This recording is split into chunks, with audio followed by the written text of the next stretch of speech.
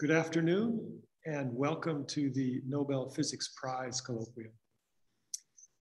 My name is David Haviland and I'm sending to you live from the Royal Academy of Sciences. We're in the Nobel room. You'll see Alfred Nobel here over one shoulder, Alvar Gullstrand on the other. This is the second year we've run a Nobel Colloquium from the Academy, sponsored by the Nobel Committee for Physics. And today, the expert in the committee, John Wettlaufer, is going to give a physics colloquium about this year's prize. And I'll let John introduce the prize in just a second. I want to simply say that John will present the colloquium, and then if you have questions, type them in the Q&A during the talk, and we'll field questions at the end of the talk. So with that, I'll turn it over to John, and please, take it away.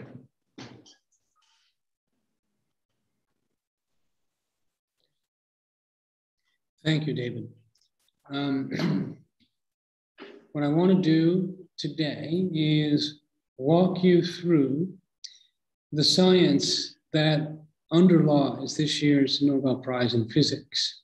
And I want to emphasize that there is an overarching theme here, and that's written here for groundbreaking contributions to our understanding of complex physical systems. Now, physicists will say that's pretty generic in general. I hope by the end of this, you'll see that there's a thread that is woven between these three scientists, and that was on our mind during this process.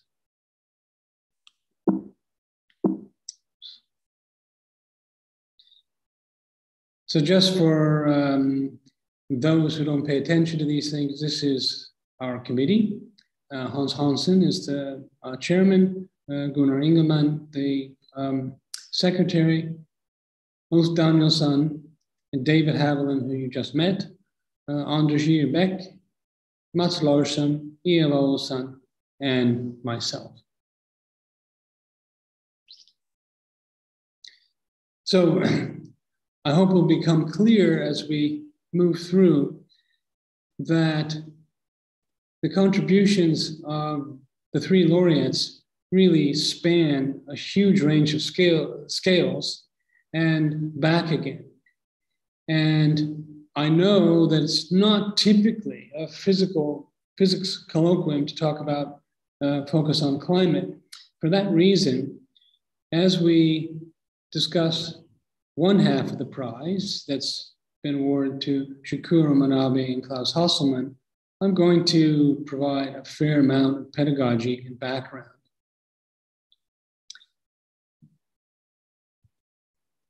Okay, so this part of the prize is for physical modeling of Earth's climate, quantifying variability, which is key, and reliably predicting global warming. So I'm going to go at a rather slow pace. I want to provide a clear history that shows that the physical modeling of Earth's climate is a very old problem in physical science. So I'll give you a brief history of physical climatology. It starts with someone you know well, Fourier, and no physicist has grown up without using Fourier transforms. In fact, this work was developed while he was studying climate. Fourier recognized probably the first person to do that, definitely the first person on record to do that, that there is the spectral gap, that the Earth receives visible energy from the sun, and that the atmosphere is nearly transparent to that energy. And yet the Earth absorbs that and converts it to an invisible energy, which Fourier called dark heat, which we now call infrared, known as infrared radiation. So here you see the spectral separation in this particular figure is very clearly showing that the Earth is radiating in the infrared, and the atmosphere is absorbing and emitting in the infrared, shown here down at the bottom are modes of water and carbon dioxide, just for emphasis. But he didn't really know what the dark heat was. Quantifying that was an amazing set of experiments performed by John Tyndall and published in 1864. I invite you to read this paper. He developed very sensitive electronics. He developed an incredibly clever way to reference his IR sources, and then he measured the absorption and emission as a function of gas concentration for many gases. This is the experimental basis for Earth's greenhouse effect. A little known player in the story is Samuel Langley, who was an interesting individual. You may be familiar with Langley Center, the CIA. This person was very, very interested in instrumentation. He invented the bolometer in order to make infrared observations of the moon with Frank Very. So with those infrared observations of the moon, there was the stage set to use those observations and those of Tyndall, those experiments, by Svante Arrhenius, who's shown over my shoulder here. He used these measurements and those of Tyndall to make the first calculation, make the first mathematical model of Earth's climate, what we would now call an energy balance model. And roughly calculated that if you doubled carbon dioxide, the Earth's surface temperature would increase by about 5 degrees. Now, I should note he was really interested in the causes of ice ages and was wondering how the ice ages could be triggered. And in the same vein, asked if you burned all the coal and that was on stock and recorded, that this would increase the CO2 by roughly twice. And that's where this calculation came from. So he set up the mathematical model framework to start thinking about quantifying the physical climatology of Earth. Many of you who are aficionados of turbulence will know of Lewis Fry Richardson, another polymath, who conceived the first numerical weather prediction by solving the appropriate differential equations. And as I already noted, did foundational work on turbulent flows and first descriptions of what later became fractals. And he was a staunch Quaker, and this led him to analyze war mathematically in the hopes that he might find a solution without violence. What he envisioned, you see down at the bottom of this page, 1922, weather prediction by numerical process. What you see here is a stadium that's filled with people, and there's a conductor in the middle who's pointing to various rows and telling them, giving them input, and they're writing on sheets of paper the solutions to their iteration of a particular field and passing it to the person next to them. And in so doing, in principle, computing the fate of the weather. Now, his first attempt was to use prior data, but he did this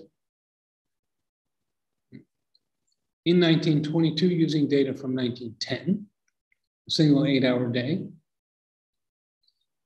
Took him 6 weeks of hand calculations, by hand, of course, while driving an ambulance during World War I. So I like to use this example for students who say they're tired or can't finish their work. This is an amazing feat, and it was a huge failure. And the reason that it was a huge failure has to do with the smoothing of the initial data. But this triggers the idea that one could, in principle, compute the fate of a complex dynamical system like, say, the atmosphere. But it would take until John von Neumann and Jules Charny came together in about 1950 with exactly that goal. Importantly, they had the ideas of John von Neumann in terms of stored program computing.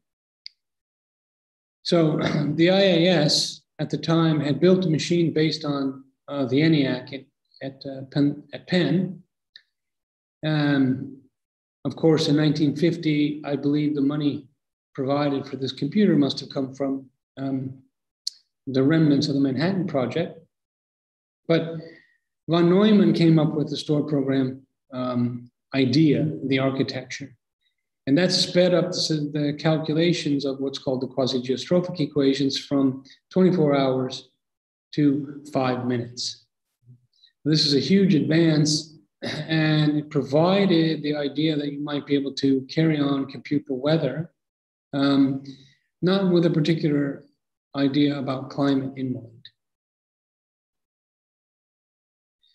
Now, a hybrid method, the first forecast successes were by Rossby, who was back and forth between Stockholm and various places in the United States. He was the one who identified the jet stream and structure mathematically. He founded meteorological schools in both countries. And in 1954, 4 years after the IAS launch effort, he combined a mathematical and computational methodology to produce thrice weekly forecasts for the Swedish Air Force. It's a very practical reason to want to know what the weather is.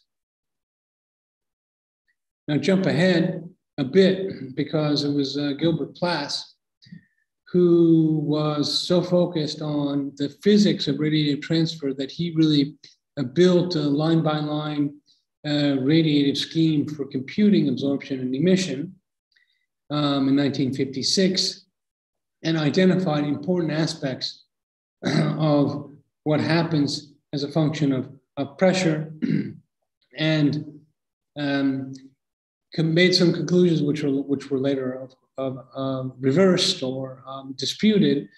But the radiative part was very well structured by him, and he estimated with a bunch of assumptions that you would get 1 degree increase in 100 years as his scenarios for CO2 were implemented theoretically. Now, just to set the stage, some very clear pictures of how one thinks about this. So I'm plotting the flux for wave number as a function of wave number here. The smooth curves are black body emission at these various temperatures that you see in the upper right, 200, 240, 260, et cetera, and so forth. And now you see a model. The wiggly line is the actual emission from our theoretically present, our present atmosphere. I should say that David Archer at Chicago, the link is below to the left, has a spate of models that you can go and make your own calculations on and convince yourself of various things. This is what I've done here. And you see that the total emission, the average temperature of the Earth, is the integral under this curve. And you see the big bite there from CO2. And then you see water on either wings, and then ozone over there, and methane.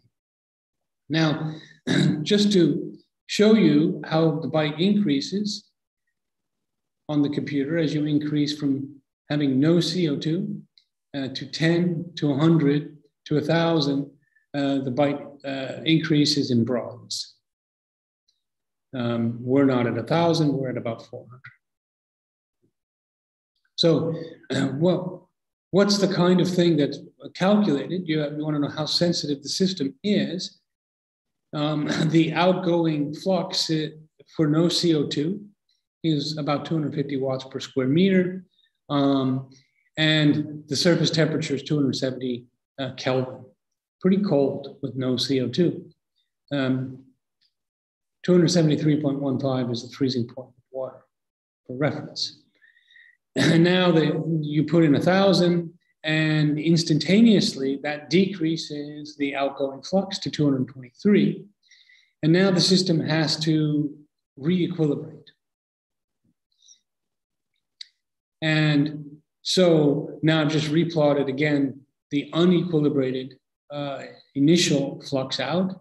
And now at the bottom, you see that in order for the system to relax and regain the outgoing long wave flux of 249 watts per square meter, then the whole curve has to shift. It shifts in the wings. And you see that in order for it to do that, it reestablishes a temperature 8.5 degrees Kelvin warmer. And so that's the kind of thing that Plass had in mind and others had in mind, and certainly Shikuro Manabe also. Okay, so why do people care about this? This is the curve called the Keeling curve. It's been measured on Mauna Loa by now 2 generations of Keelings. Its CO2 is a function of year. It begins at 1954. And I just point out where it went over 400. And the reason one cares about 400 is that if you look over the past 420,000 years for ice age cycles, there's the line, right? The maximum is about 310. And now you see it's risen up to a level that's obviously much higher. It's almost vertical line there. And so this gives you a picture of the physics of radiative transfer that is the focus of the question that was originally really asked by Arrhenius. And then since 1896, people have tried to understand in more detail the spectrum, its dependence on various things, including concentration, and then model it. And so the 60s saw the first numerical climate models, which are global climate models, GCMs.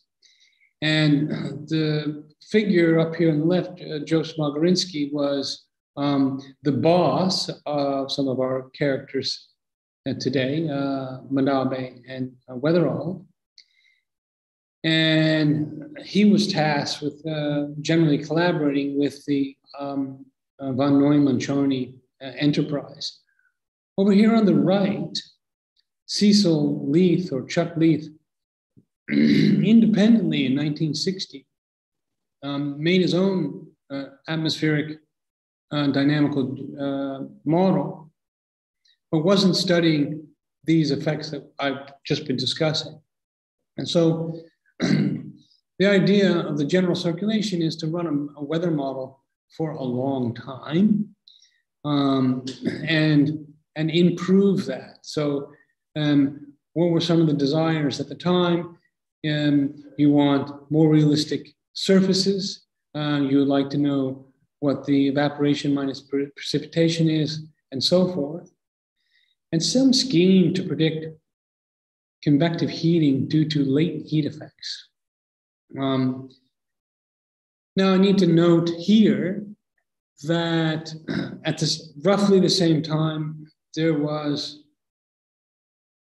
work by Boudico, who was taking an approach more of a theoretical physicist, trying to write down simple model, energy balance model, and doing it in a global sense. And he was very important in advancing many areas of quantitative climatology. This, by the way, is one of the pictures where he looks his most joyous. A key thing he did was highlight the importance of the ice albedo feedback in maintaining planetary temperature, namely because the albedo of ice is much higher than, say, of the ocean. Small changes in the areal coverage of one will give rise to changes in the net input or reflection of solar energy. And this was a key contribution by him. Okay, so what did Manabe and his colleagues, in particular Wettlaufer, do that Plas did not do? So now I'll just focus on two basic physical effects and go gingerly through. Numerical parameterization of two effects, the thermodynamics, which really means water, and the dynamics, convective dynamics, okay? So, well known, relative humidity, you need to know the Clausius-Clapeyron equation. And so the effect of that is that it's known for every 1 degree increase in temperature, in 1 degree increase in temperature, one has a much larger holding capacity for water. And that important observation is just shown here by the saturation vapor pressure curve. It's very steep, it's strongly temperature dependent. And since, as you saw in the spectra, water is the most propitious and therefore most impactful greenhouse gas, you need to know where the water is. And that's a key recognition. They also needed some way to handle vertical motions in the atmosphere, in the column. And many of you know the work of Lord Rayleigh on the onset of convection. When you have a layer of fluid heated from below, you get to a critical temperature difference, and non-dimensionally a Rayleigh number, and flow is initiated because buoyancy wins over viscous dissipation. So his framework is the original framework that we understand for how convection gets started. But in almost all geophysical settings or astrophysical settings, convection is well beyond onset and very turbulent. And it's still a very active area of research that was pioneered by these four mathematicians slash physicists about how, when you turn up the heat a lot, how much heat is transported. So Willa Baucus, Louis Howard, Bob Kreishnon, and Ed Spiegel had two theories depending on the degree of temperature difference. Okay. And you see here a simulation by Shrikant Topoladoti of just what happens when you have turbulent convection. The Rayleigh number up there is 10 to the 10. The critical Rayleigh number is about 10 to the 3. So you see it's 7 orders of magnitude beyond onset. And it evens out temperature gradients very, very efficiently. So you see the average is sitting right there. The whole body of the fluid is nearly at the average temperature. And that's due to this incredibly efficient transport. So somehow that had to be incorporated into a model. And moreover, in a real atmosphere, when the air rises, you get condensation and release of latent heat. And that changes the temperature profile, which changes the background in which convection is evolving. Okay. So trying to combine these well-known processes, these processes that are individually well-known, into a numerical scheme was the task. So just to show you here, there is a dry adiabat, that is just the adiabatic lapse rate. And then you have that's 10 degrees per kilometer. And if you include moisture and latent heat release, that of course shallows the temperature gradient to about 6 degrees per kilometer. And if you had only radiation driving the re-equilibration of the temperature difference, then you'd have this very steep radiative lapse rate. If you had the kind of convection that I just showed you, then there would be no temperature gradient. It would be nearly instantaneously, except for at boundaries, relieved. So somehow you've got to combine these two effects. And that's what they did, Strickler and Manabe, or Manabe and Strickler. If in the numerical simulation you have this green curve, then you want to relax it to the observations, or the most 80 back, or by imperative reasoning, relax it back to the other direction. Okay. This is called convective adjustment. And this was a key ingredient in these important papers by Manabe and his colleagues. So the first one is the paper which describes convective adjustment, which I just gave you a general argument for. The next one deals with the distribution of water vapor through the relative humidity. And then about 10 years later, so the paper in 1967 is just a column model. In 1975, there was, they constructed a circulation model. Okay, and with this in hand, and the prediction was for doubling of carbon dioxide about a 2.3 degree warming, which is a very robust number, which I could come back to.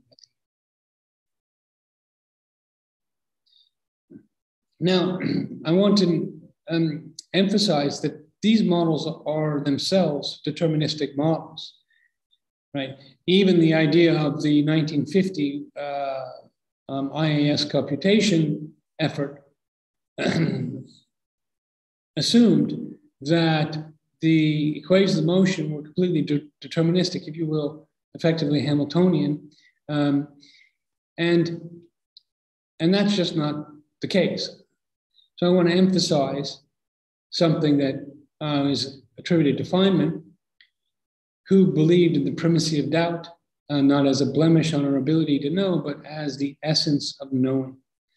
So this is, of course, central to what we do in statistical mechanics. We abandon certainty in some circumstances in return for having it guaranteed in others. That is, we have no interest in tracking an individual molecule or atom so long as we can write the partition function down and compute the free energy and measure something in the laboratory which has many, many elements in it.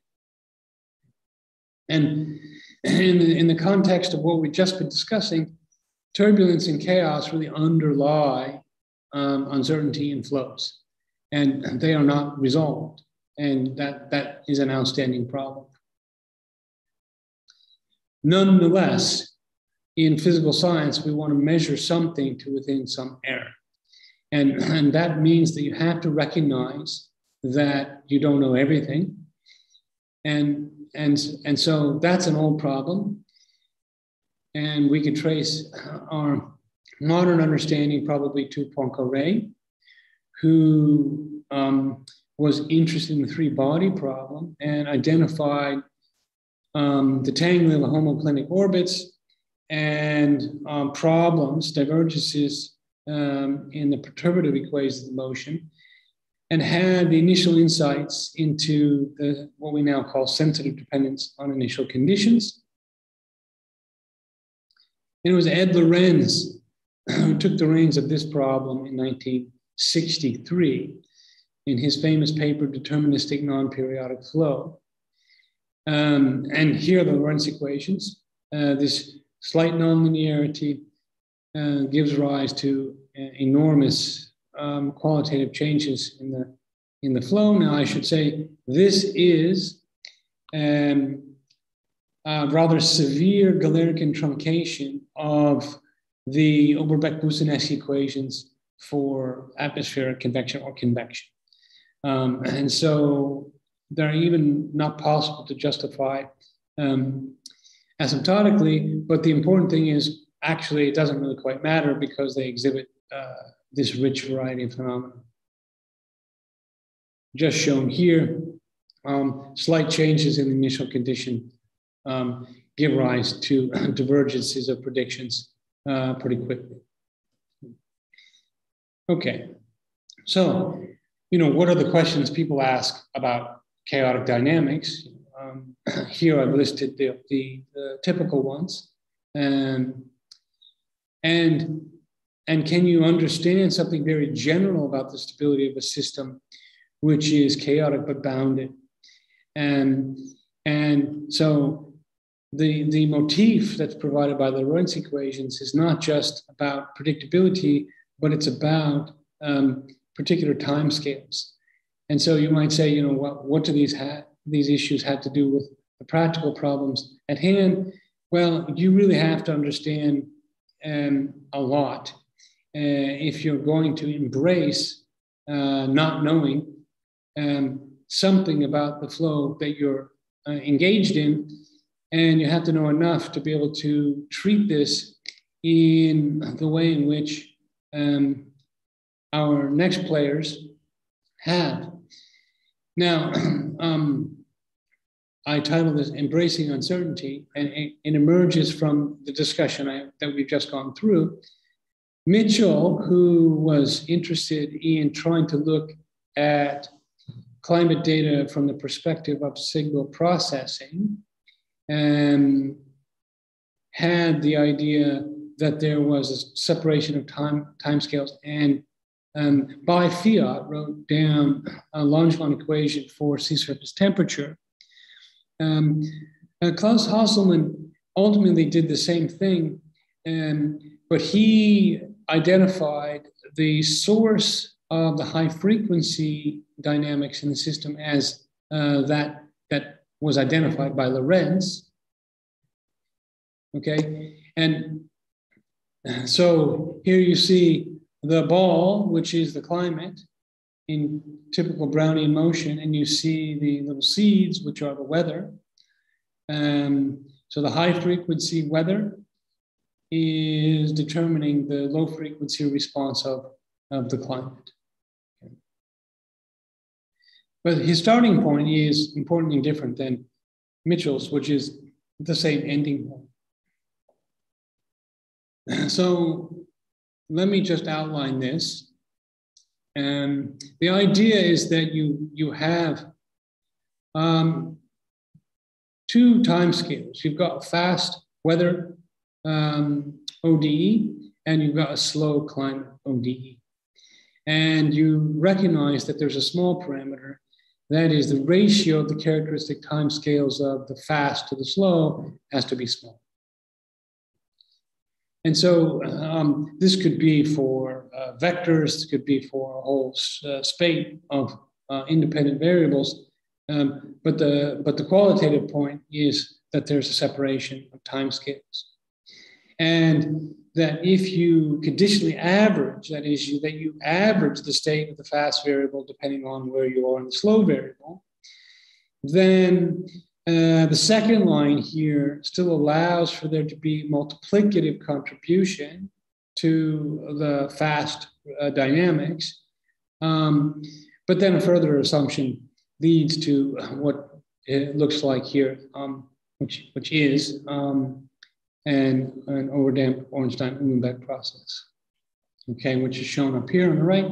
Very familiar to many, but wasn't obviously familiar to all the people in the climate field at the time. And the important thing is you can solve that equation. Einstein did. You get the autocorrelation, take the Fourier transform, gives you the power spectrum. And they took this result and showed that the slow ocean climate integrates the stochastic contributions from the weather to give a red noise response to white noise forcing. So the white noise forcing in the Langevin equation. And this is now this red power spectrum is the null hypothesis for observations of climate data. Okay, let me just summarize what he did. You can, if you begin at this place with the two equations at the top, you can connect x and y directly to some number of geophysical state variables. Actually, state variables in the equations of motion. So it's not phenomenological necessarily. The deterministic averaging was rigorously justified in other contexts in the 60s. And then proofs more recently using limit theorems and numerics have come in the last 20 years. And this way of thinking underlies many new stochastic parameterization schemes. There's an enterprise now to try to understand the subgrid scale processes in climate models and using what I'll just call under the umbrella stochastic parameterization schemes. But this is a way forward. There are others. And I already mentioned this. Okay, in view of time, I'll just go quickly over this other aspect of Klaus Hasselmann's work. This arises out of wanting to understand variability on the large scale. And so the idea is to combine models and observations. And it's simply a regression, but it's a space-time regression where you would run model with a specific forcing and ask, how does this appear in the observations within air? Okay. And so that was a paper written in 1979 and draws heavily also on signal processing, which tended to be done in univariate time series. So now there are multiple variables and there are fields across the globe. So one can do this, and it is done in order to try to understand what are the so-called fingerprints of climate and climate change. So such an experiment would involve various forcings shown here, and then you would like to divine which one explains the observations to some number of standard deviations. So this is a sort of large-scale statistical framework that was launched by Klaus Hasselmann in 1979 and continued and refined. And so the four papers that we recognize as key are the top one, which is the stochastic climate theory, 1976. And then these three, 1979, 1993, 1997, all having to do with fingerprinting. Okay. Let's talk a little more about the work of Giorgio Parisi.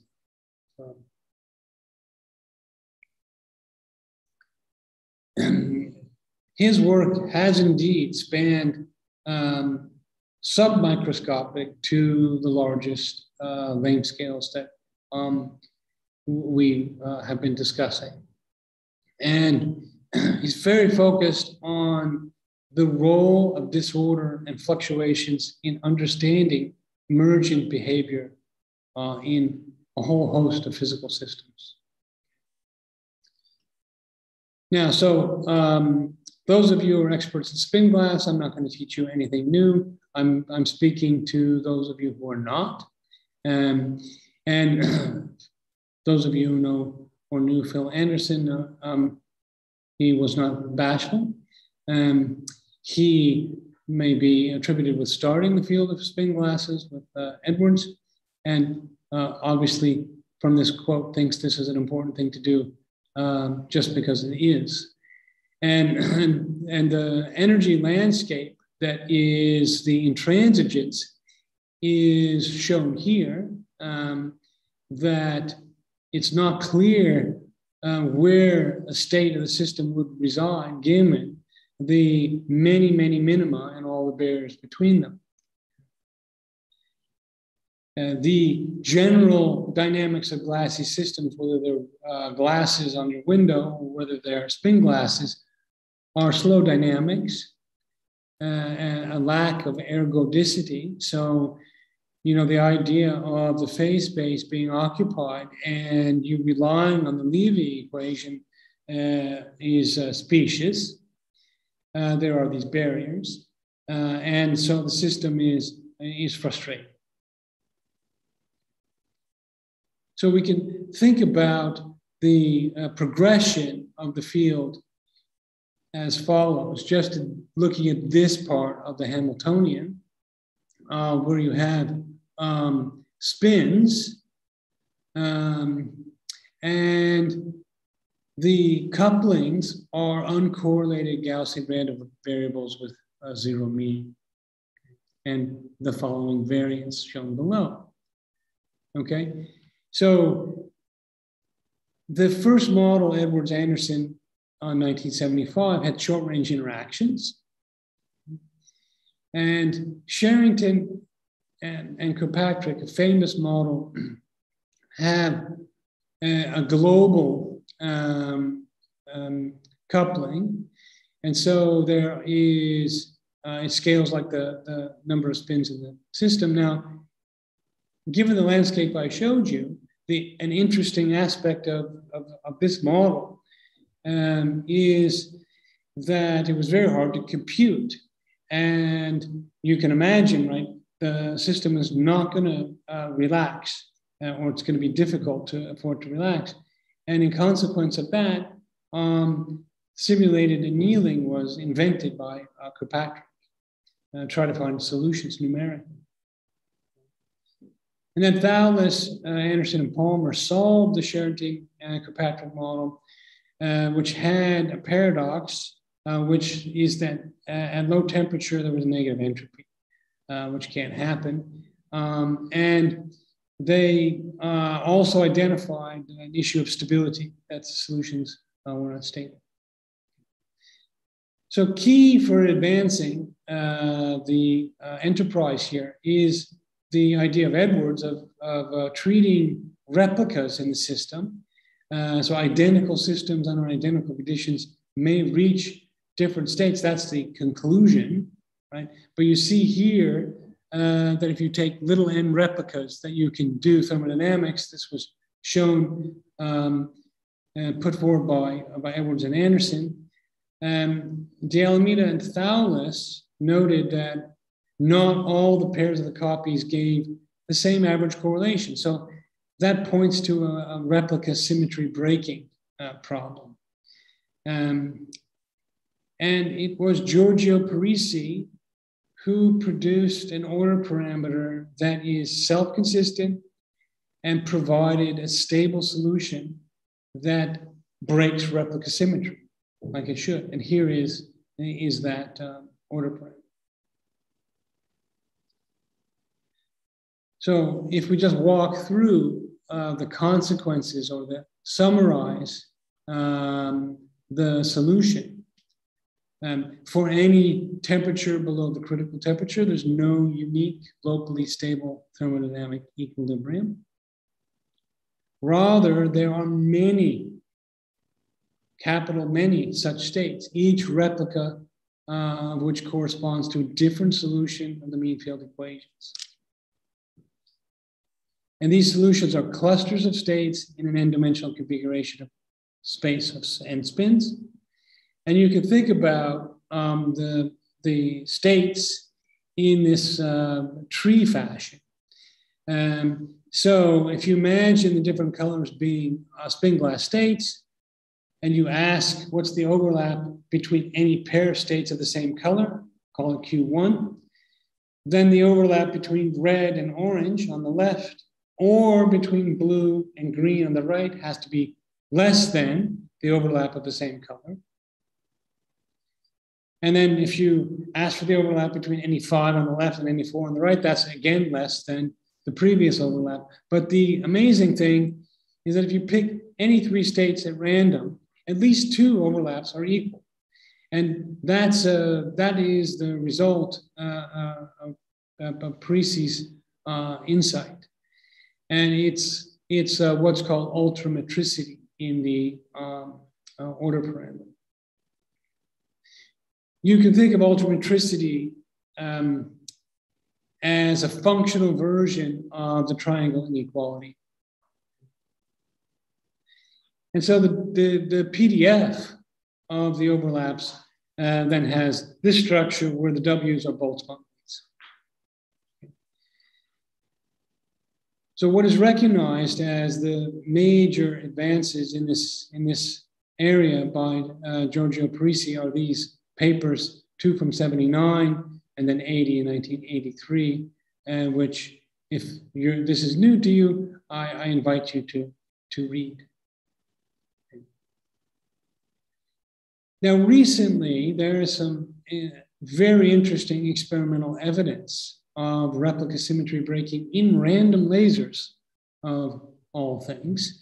And so the first appearance is about 5 years ago, and several groups are showing this in their research. In the interest of time, let me just say that that the temperature is inversely proportional to the energy of a laser. So I'm showing you their results for 2 energies. So you can think of the inverse temperature as the energy. And in the lower right, there is a first order transition of the variance of the mean energy as a function of energy. And that's the break in the slope. And that's the signature of first order replica symmetry breaking. And if you look at this in terms of the intensity fluctuation, you can write the Parisi overlap as this formula at the bottom, which is in terms of the intensity fluctuations. And you see in the lower left, for low energies, as you increase the energy, you get the first order transition, these 2 peaks in the probability distribution in the lower 2 panels. So as you increase the energy or decrease the temperature, there's this transition where these 2 peaks appear and shown as the maximum in Q as a function of energy in the lower right hand. And the same thing is found by the other groups that I pointed out at the beginning of this, Sarkar and his colleagues. Okay. So this transition of a first order replica symmetry breaking. The work has been taken to many areas. The behavior of granular materials.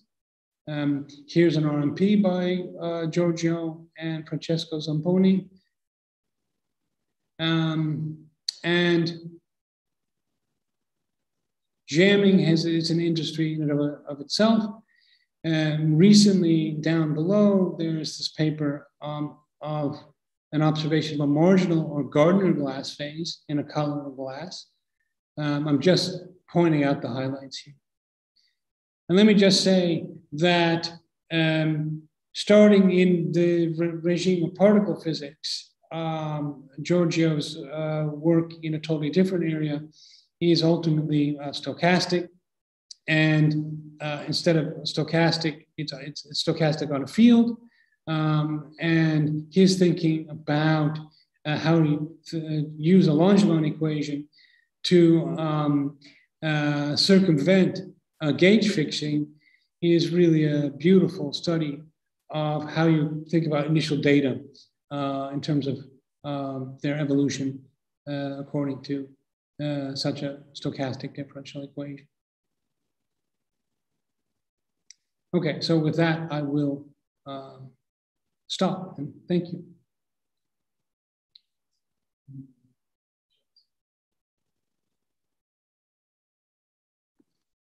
Okay, thank you, John. And we'll now take questions from the Q&A. There's a couple questions there, and if you have any questions, please write them in there and I'll field them. So let's start with the first one here. How do we know CO2 concentrations from so many years in the past? Right. So this is a very good question. And we know the CO2 concentrations into the very deep past of Earth's climate because people remove ice cores from the ice sheets on the planet, so Greenland and Antarctica. In Greenland, if you drill a core 2 miles down, 3 kilometers deep, which is no mean feat, right? It takes years. You're looking back in time. So it's a time machine looking back. And by analysis of the ice cores, you can look at deep time past CO2. Now, Greenland only goes back about 120,000 years. Antarctica there's a core called the Epocha core that goes back over 800,000 years. And so we don't have daily data for that. The Keeling curve is with high analytical precision, but you can even go back farther in time if you're willing to give up temporal resolution. And people do that as well by removing sediment cores from the deep sea, which go way back in time, but have a coarser resolution.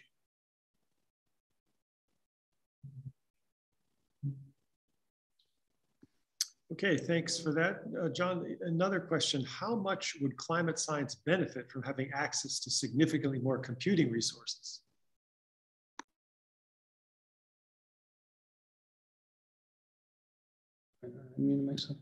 Right. So for a long time, people thought the problem would just be solved by hoping that Moore's law went out to infinity, and that you could simply have compute the problem to death. And so you make advances by having computational infrastructure. There are huge computers simulating the Earth's climate. The problem is that the small scale phenomena are still difficult to resolve. And so, for example, just mixing is very, very hard to resolve in the best climate models. And what really is important, a problem that is certainly prize-worthy, is to try to understand when and where do clouds form. That involves turbulence, and it involves knowing what the surface fluxes are everywhere. And then it involves resolving something on a kilometer scale. And turbulence, and on even smaller scales. And this doesn't seem to be in the near future possible, but there may be some, so advances now are trying to understand how you treat the sub-grid scale, it's called, processes in a self-consistent manner. That's an old problem, but taking clues from Hasselmann's work and others, there is a very interesting set of approaches to try to get the sub-grid scale results. So then you have an advance of increasing computational power, but also appropriately treating the small scales.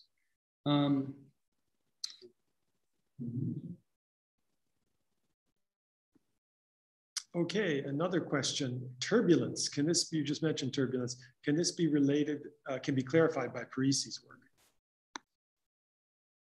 Okay, can turbulence be clarified by Parisi? We should ask him. Right, so there's a whole area of turbulence, which is what we call fundamental turbulence. It's called, homogeneous isotropic turbulence. Where you envision something without boundaries. And there, the big problem is to try to understand how the length scales couple. And so Parisi and his colleagues, Benzi, Volpiani, Uriel Frisch, have worked on, and other people, Srinivasan, Menevo, just people that come immediately to mind, have understood that there is a multifractal structure. It goes to Mandelbrot. multifractal structure in how turbulent mixing occurs. That's a way to think about the problem. Turbulence, as it exists in nature, generally is not homogeneous and isotropic. And so for advances that are maybe related to the climate problem, you need to deal with bounded systems. But I think to the argument of stochastic parameterization that I just brought up, understanding the scaling structure of turbulence is hugely important, because maybe this will be essential for us to resolve subgrid scales where the turbulence is unresolved now. Okay, thanks for that. Here's an interesting question. Can quantum computing help predict the climate? Yes. Ask anyone who works in quantum computing. Well, certainly, we don't have a quantum computer that we can sit down and program as we do regular computers. But clearly, the scaling up is such that it may be possible, right? I mean, you can make a rational argument. Well, you can make an argument that is a possible part of the future. So I think certainly it's been discussed, and if you just use the usual speed up arguments, then it may be that you make great advances. But there are still outstanding challenges that aren't going to be just solved by computing.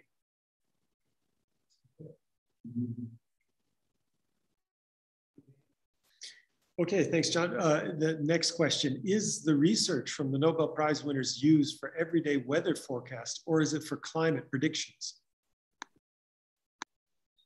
So the difference between, I wanted to emphasize earlier that climate modeling emerged out of the idea of weather prediction, but it was evolving before Ed Lorenz taught us about chaos. And so weather prediction and climate modeling are really very different. They're done by different people. Their time steps are different. Their spatial resolution is different. Their goals are different. And there's a fundamental limitation to being able to predict the weather in the future, and that's due to sensitive dependence on initial conditions. We simply do not know the boundary conditions to infinite precision everywhere that we need to know them. And so the people are being recognized are not being recognized for weather. They're being recognized for their work on climate, but the link between Giorgio Parisi's work and Shakiro Manabe's work is the recognition by Klaus Hasselmann that there are very fast time scales in the problem, and those are weather. And I could treat those, if I'm interested in longer times, I could treat those weather fluctuations or that as noise in a stochastic sense. Okay, thanks. That's it for the questions in chat. If you can still write something in, I have a question I wanted to ask you, John. So we talk a lot about the Earth's climate and how this CO2 going from only, since we've been making measurements 300 parts per million to 400 parts per million, how that has a large effect because it kicks in the hydrological cycle, cranks up the small, raising the surface temperature, has a large effect in the energy in the atmosphere. But what about other planets? Can we use some of this to analyze, for example, the weather on Mars, where we know there's 96% CO2? Has any of the work for this year's prize been applied to the understanding the climate of other planets? Yes. Firstly, I should say something I'm personally interested in is exoplanets, and exoplanet atmospheres are or have been a very hot topic. So the idea is that you would like to know, by making measurements of spectra, what's there in a distant planet. What do the spectra tell you? is it propitious for life? Is there water? Is there, what's in the atmosphere? And so those are astronomical measurements of the spectrum. Now, similarly, you can retrieve temperatures, and there is an active community that uses these climate models to try to constrain data from exoplanets, and they also use them to predict the weather, just like you said, on Mars. And that's not only just interesting scientifically, but it has implications for the question of life, right? You would like to know, where's the water? How long will it last? Will there be a runaway greenhouse effect, for which there's evidence in other planets? And so for that, these tools are useful. But of course, it's very, very hard to put in boundary conditions for those. Okay, with that, there's no other questions in the question and answer. Oh wait, there's one that just came in here. I scrolled up and found it. Can these global climate models accurately predict when the Arctic ice will completely disappear and Antarctic ice? No. The models have a difficult time at the high latitudes, particularly in the northern hemisphere. And that's because of a number of things, one of which is physics. In the northern hemisphere, you have a layer of ice, a couple of meters, that's separating the ocean from the atmosphere. It is a random, discontinuous material that's insulating the ocean from the atmosphere. It's not even obvious on what length scale it's differentiable, and yet the standard approach is to write down an equation of motion for that with a constitutive law in the same way as you would think about any fluid. And we just don't know the constitutive law. So there are other approaches that are advocated, and those involve statistical mechanics approaches, my own included. Okay, there was one question, what I think is about, could you put up the key reference for Parisi again? And I would ask that person to go to nobelprize.org and download the scientific background for this. You'll get lots of references to all the work discussed by John today. And another question, can you please clarify the improvement Parisi introduced to Kolmogorov work, if you understand what that is?